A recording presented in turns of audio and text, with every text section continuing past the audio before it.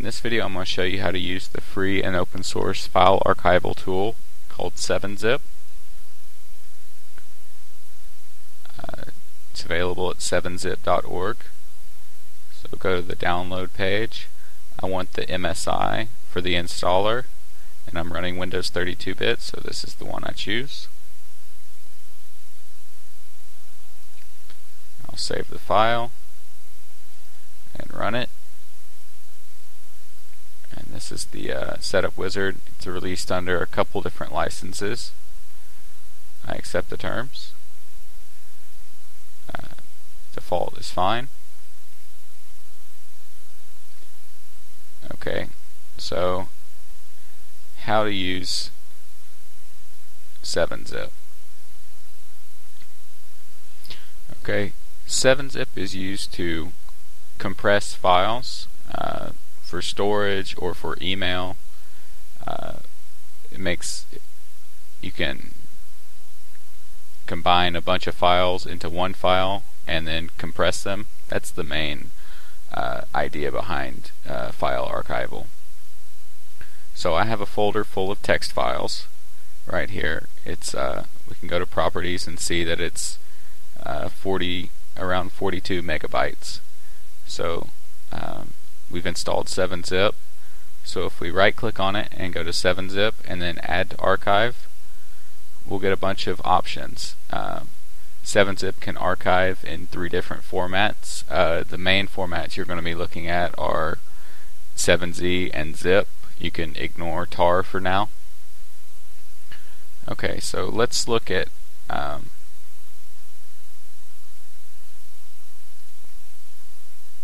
how we want to archive this and the different file sizes that we get depending on the compression level. Okay, so store isn't going to compress the files at all. The fastest is going to be the fastest, but will probably compress the files the least, and then you have ultra compression, which is going to be slow. So we'll do the 7Z format at the fastest compression level, and you can pretty much ignore the rest of these options right now.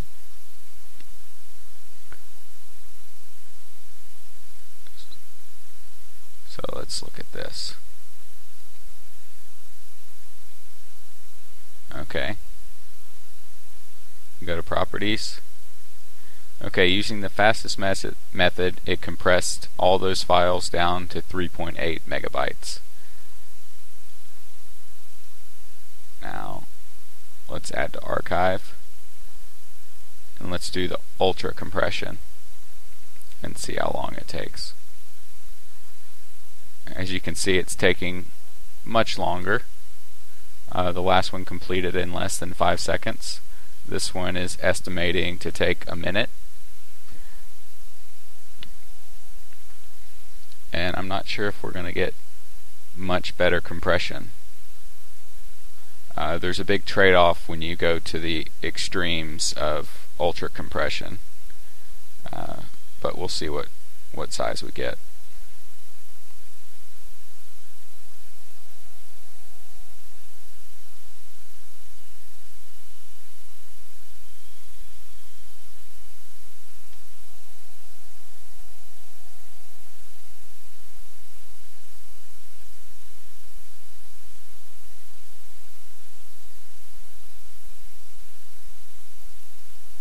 Can also see the open up a task manager here and see that the processor is pegged out doing this compression.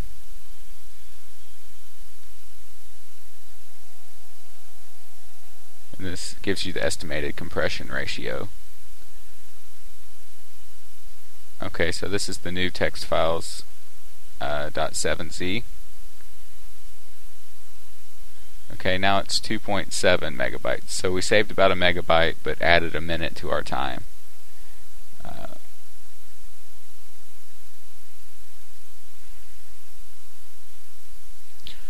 Okay, so I've renamed the files. This is the fastest one. It's 3.8 megs, and the text files ultra is 2.7 megs. Now let's try the zip files. we'll change this to zip and change it to fastest.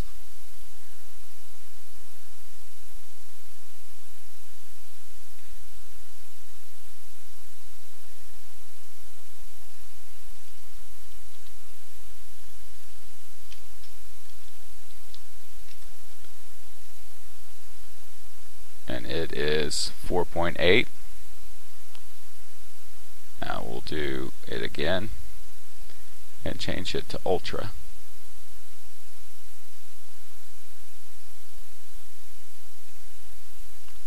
Now it's estimating that it's going to take over 2 minutes to do this in the ultra, so I'll pause the video while it works. Okay, so the zip file has finished, and we can look at the properties here. It's 3.7 megabytes. So as you can see, there's a big trade-off between compression and speed. It's definitely recommended just to leave it on the normal setting. That gives you the best trade-off. There's some other parameters that you can mess with. If you have really big files that you need to archive, you can choose them to split them into bytes so they'll fit on CDs or DVDs. You can add encryption, and you can change the compression method. But if you don't know what you're doing, I would recommend leaving all of these as default. So there's also a very simple way. You can just say add the text files.zip in the little context menu without going into this archive menu. So I'll show you how that works.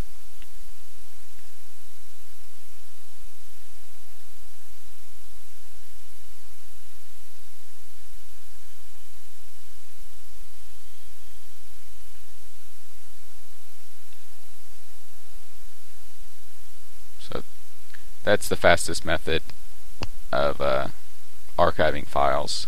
You don't have to mess with all those parameters. Just go to 7-zip and add it to either the zip file or either a zip archive or a 7z archive.